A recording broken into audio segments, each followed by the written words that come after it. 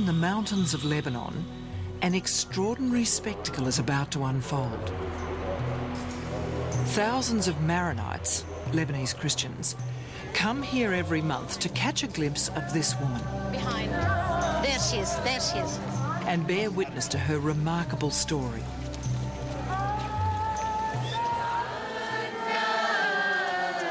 Across the world in Australia, thousands line a Sydney street to welcome this elaborately carved chest. But it's not the casket they've come to see, rather what's inside. This is what ties them to the woman in Lebanon and is at the heart of the Maronite story. Come with me from Lebanon, from its valley, from the high nest of the eagles, from the shadows of the fragrant cedars. Come with me to Australia.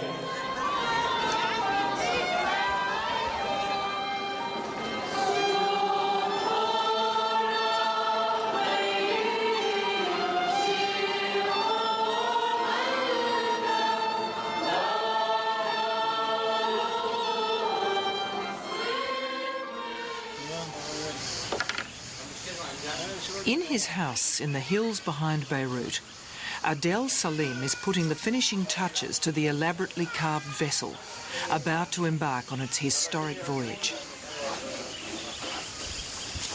It's a replica of an ancient Phoenician sailing ship designed and built to transport special cargo.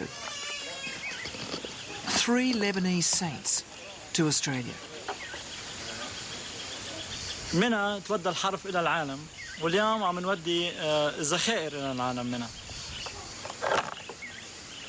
When we take the relics, we are making a kind of a shock in the routine of our daily life to bring again our people together in our churches.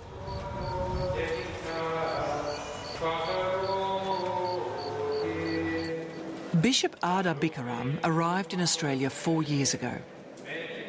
He found that, even though their churches appeared to be packed, only a fraction of Australia's 150,000 Maronites attend Mass regularly. He wants to revitalise the Maronite faith here, and he's enlisted the help of these 3 saints, whose relics are about to arrive in Australia: Nemtala, Rafka and Shabal. They all lived in the 19th century and were declared saints only recently, St Rafka in 2001. We are in Hamlaya. Hamlaya is the village where Rafka was born. Unfortunately, the house where she was born, we're standing on the ground where it was built, but it has been destroyed. Sister Yumna is a Maronite nun and a member of the committee organising the saints' visit to Australia.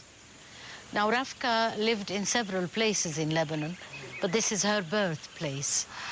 And for many years it was neglected and nothing was done. When she was canonized, people began to take notice and then to try and do something. So they built shrines, like this shrine.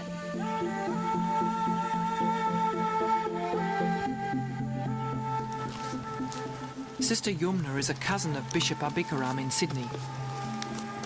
She was born in a village nearby and is our unofficial guide to the saints.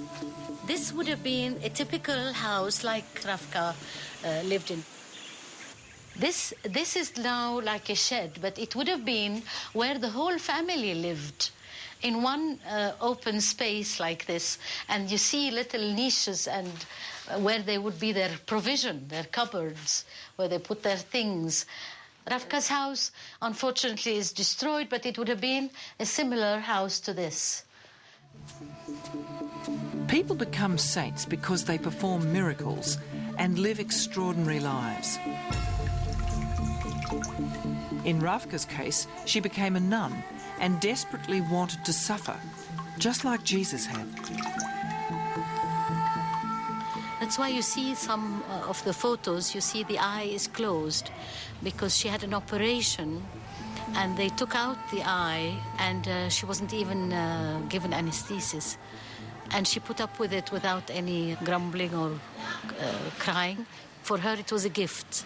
Every time that she felt, she would say, my bridegroom is coming to me, or I'm receiving a special gift from him. So this is what's special about Rafka.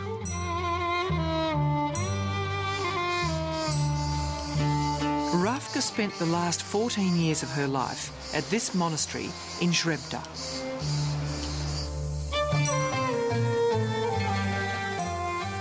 Cette chambre, c'est la chambre de Sainte Rafka.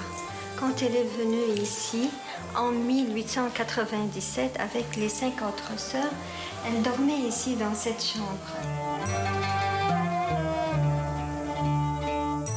Et après, elle est devenue aveugle, paralysée, désarticulée, disloquée, ne peut pas bouger dans son lit si les sœurs ne la bougent pas.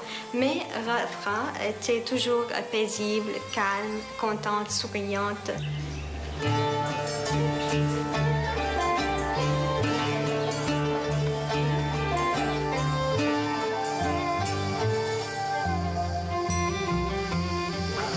Tout le monde qui demande l'intercession et la guérison de Sainte Rafka par la foi et la prière, elle lui donne beaucoup de grâce. Beaucoup de miracles sont faits par l'intercession de Sainte Rafka et aussi par la prière des fidèles. As a result of these miracles, Rafka was beatified by Pope John Paul II and canonised in 2001. Today, streams of visitors make their way to her shrines to pray for her help in all sorts of ways. You know, I'm under treatment. Under treatment for what? For getting have a baby, yeah. So she's asking Rafka to give me some, because intercede, to pray for her so that she will have a baby. Because she told me you will not have children before 5 years. So I dreamed that I was with a boy and we were going to see Saint Rafa. And I felt her in all my body with a force that turned me in the sky. And when I was turning in the sky, I saw Rafa smiling to me. This one. So I saw that when she talked to me and she told me, you will not have children before 5 years. We're very happy with that. I'm sure she's with me, really. It's, you see? This is in the coffee cup. Saint Rafa. Cup of coffee. You know, in Lebanon, like you read tea. Yes, you read tea. Tea in the cup. This is coffee in the cup. That woman, I don't think her faith is very strong, because I think she's hanging on to something she needs. But in a way, it's good that she's praying more. Before, she didn't pray. And now she's praying. And I hope that one day her prayer will be stronger, whether she has the baby or not, that she will not drop the prayer if she doesn't have the baby. That's the fear with this superstition sometimes, and reading in the cups and all that. This is not faith. This is just pagan traditions that people have carried everywhere. Australia, with its modern industrial society, seems a long way from St Rafka and her miracles. But in the homes of the faithful, like the Shahedi family in Sydney, there are precious reminders. That's a sand from Saint Rafa. Yep. This is a sand from the grave, or say from the burial place, where Saint Rafa was buried initially before her body was removed to be on display inside the church shrine. Our belief is it's not so much the belief in what these material things mean. It is more in the actual spiritual meaning of what we have. But we have actually seen a lot of miracles take place from people who have had ailments, incurable diseases, and miracles have taken places, performed, of course, by our saints with the power of our Lord. John Shahedi and his family's local church is at Punchbowl in Sydney's west. We belong to the St. Charbel's parish. It's a monastery. It's a Lebanese order of monks based at Greenacre. The church is a focal point. Everything revolves around the church. Yep. All right, ready to go? The Shahadis are among the thousands from this church alone, eagerly awaiting the arrival of the relics in Australia. Off we go.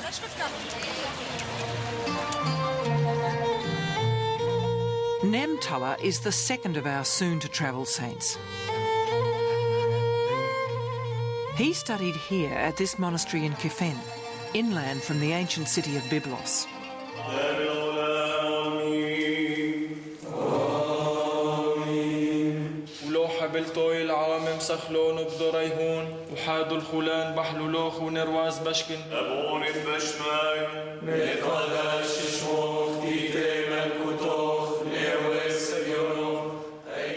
Yes, I'm a monk and I lived here for 2 years. My first 2 years in the Lebanese Maronite order was in this monastery.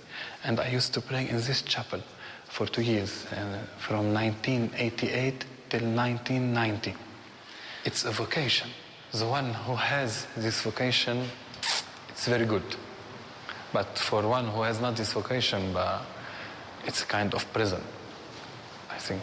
I don't know, but for me, it's a paradise on earth.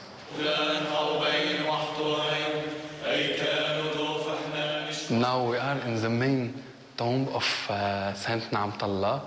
He was transferred here in the year of sanctification, and he is in this coffin. The body of the relics of the saint are in this coffin.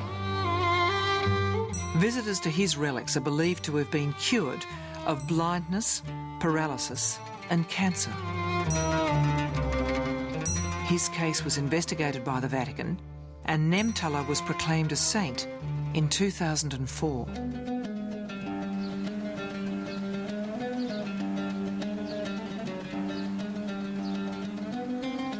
Our three saints all come from this mountainous region of Lebanon, northeast of Beirut.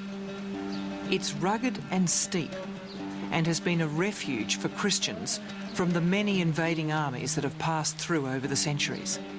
There was a persecution of the Christians and a persecution of the Maronites in a very particular way. So they hid in the mountains in caves, because in the mountains there are rocks and there are caves and they could hide much more easily than on the plains. So that is why they are more clustered in the mountains.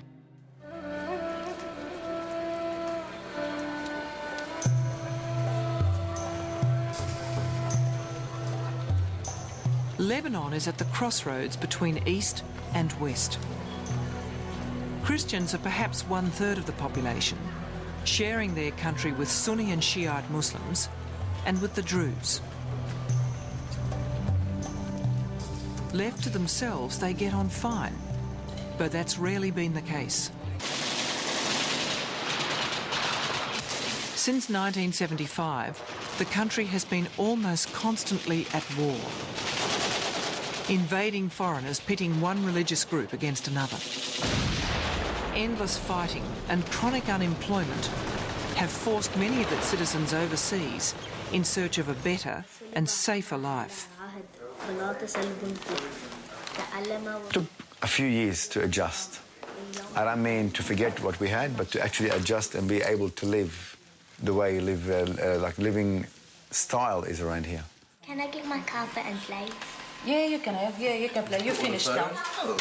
Hey, it's okay, Habiba. John was already living in Sydney when he met his future wife, Saloma, during a trip to Lebanon. Daniel? They run a shop selling Christmas decorations. We were affected by the beautiful things in Australian way of life, and I think the Australians were also affected by the lovely things also in the extended families and the closeness of the families of the foreigners coming to their country. So we both learned from each other.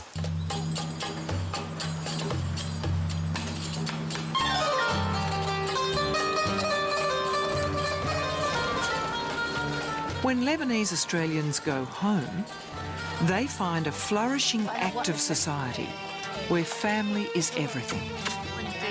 I come from a big family. I see my cousin's house in one place, my uncle's house in another place. In fact, if I'm going for a very small walk, it takes me about 3/4 of an hour. Ya Allah.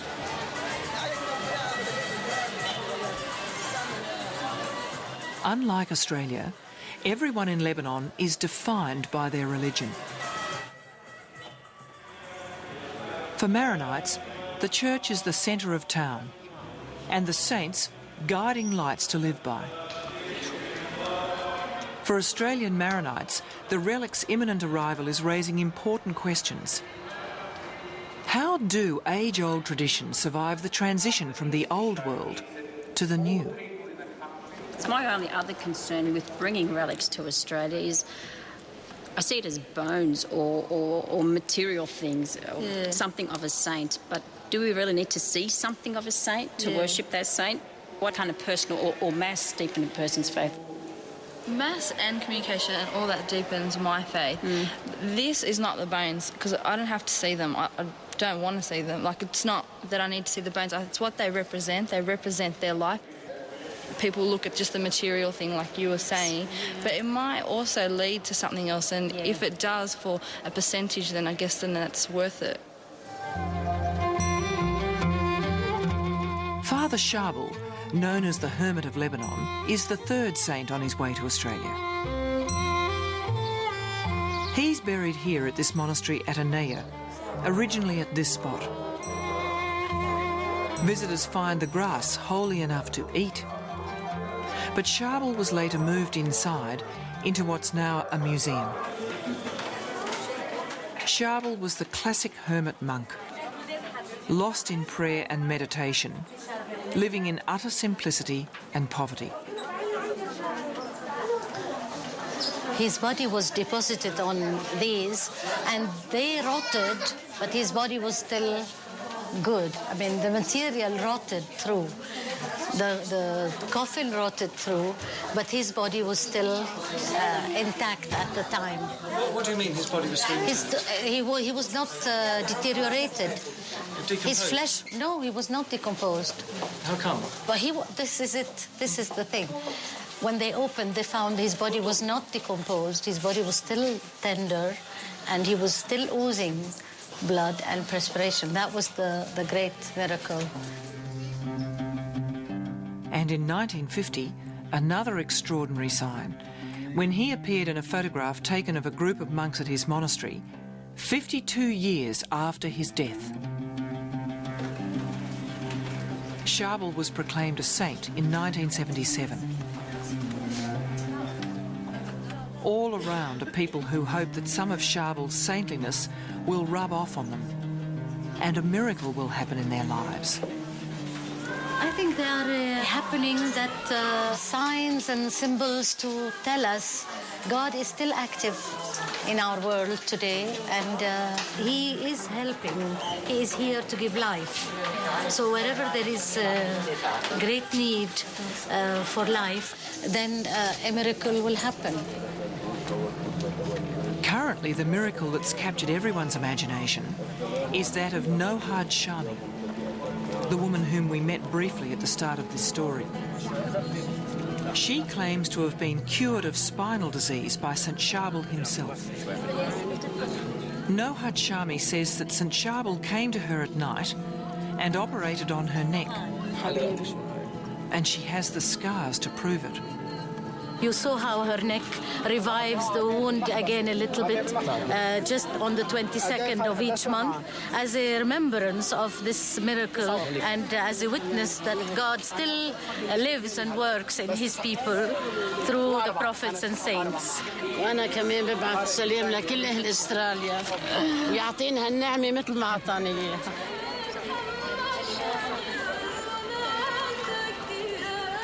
Nohad Shami promised St. Sharbel that she would honour him on the 22nd day of each month for the rest of her life.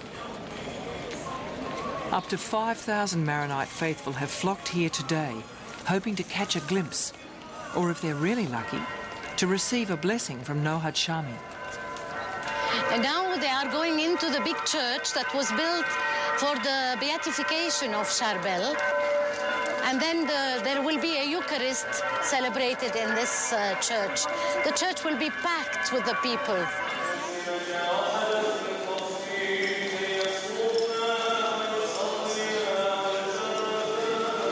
She is standing under the big picture of Sharbel.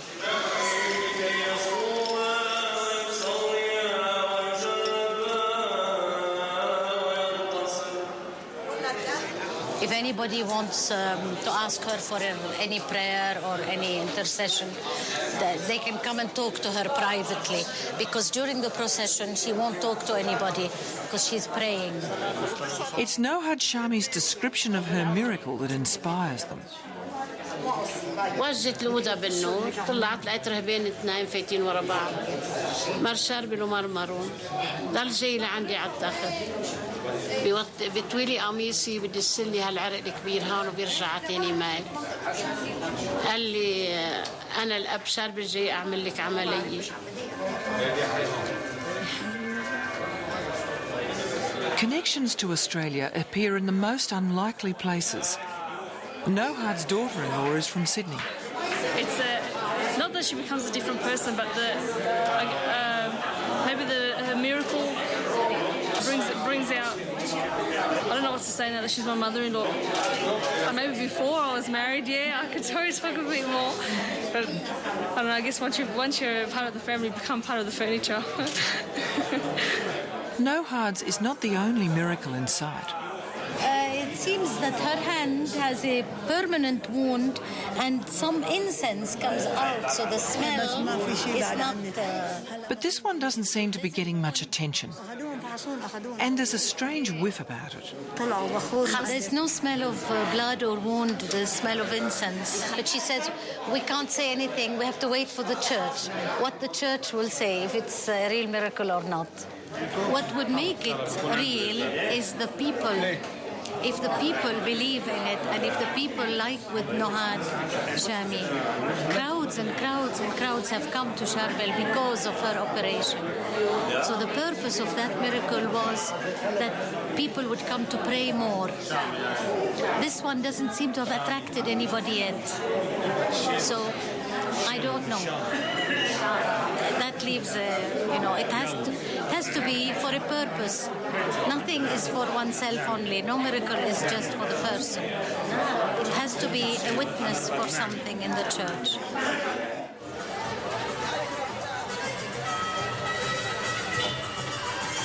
For many in Lebanon, the real miracle has been the passing of the war years. As many as 100,000 died during the 2 decades of the Civil War. The last occupying army, the Syrians, withdrew in 2005 when 1 million Lebanese across all religious divides declared they'd had enough. For many, it could be the first peace in living memory. The Maronites credit their saints for this new era of peace and hope. Now the Church believes the time is right to remind migrants in Australia of their homeland and their saints. In the basement of the Bishop's Beirut offices, the saints are being farewelled. They're already safely inside the reliquary, having been installed in a secret ceremony conducted by officials from the Vatican. Next stop, Sydney.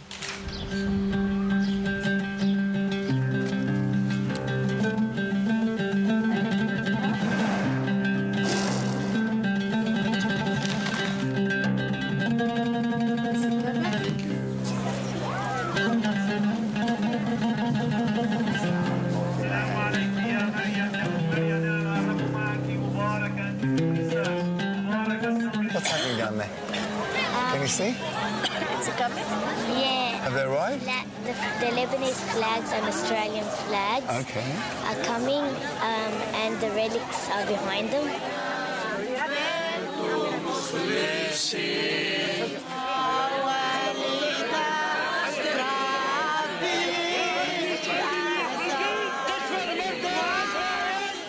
Well, it's a feeling of faith. Everybody has their own feelings. Some people had no beliefs. They just wanted to see what was in the relics or what the relics were about. Others really came to have a glimpse or a feel of the saints' lives, how they lived, what they gave up, and what they found out about life and the eternal life. And that's how they lived. And maybe we should all take a bit of a lesson.